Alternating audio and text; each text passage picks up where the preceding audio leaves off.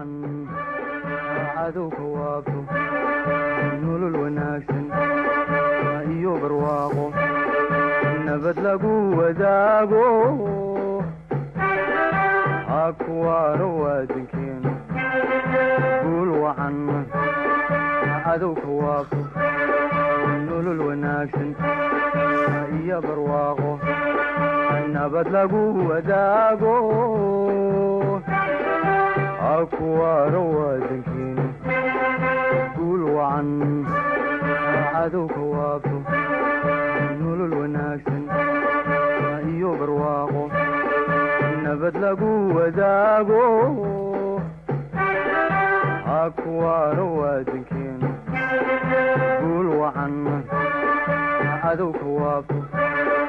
nolol wanaagsan iyo barwaaqo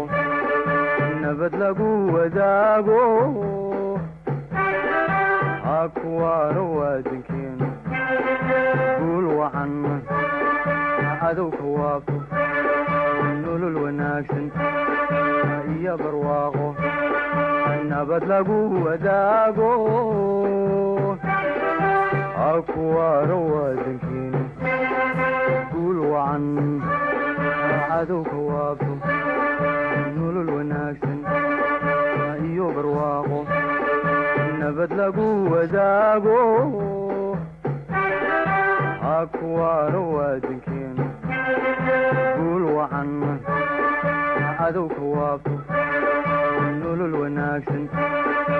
iyo barwaaqo nabad lagu wadaago akuwaaro wadankeenu waa wadnihii jirhkeenna waraabinayay dhiigo aan ku ardina wadankeenu anuu magacaygu yahay maxamed cabdifataax oo ku magac dheer maxamed nadaara kana mid ah ardayda jaamacadda gaalkacyo facultyga computer science sanadka saddexaad ama semester 6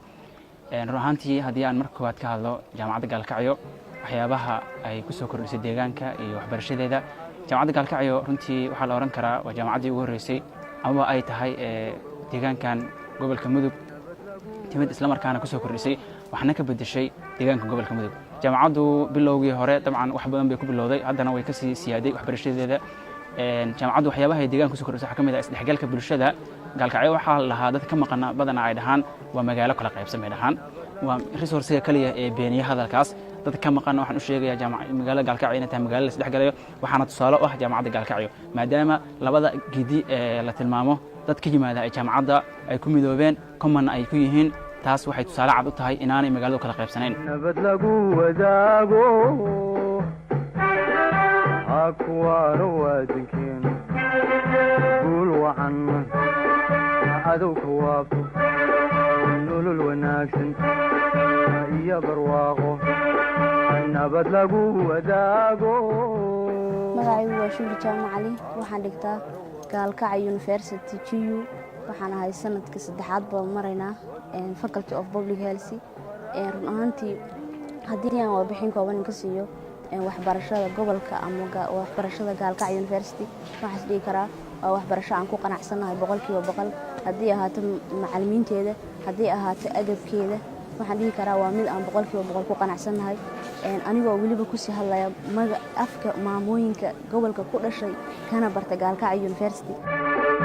nabad lagu wadaago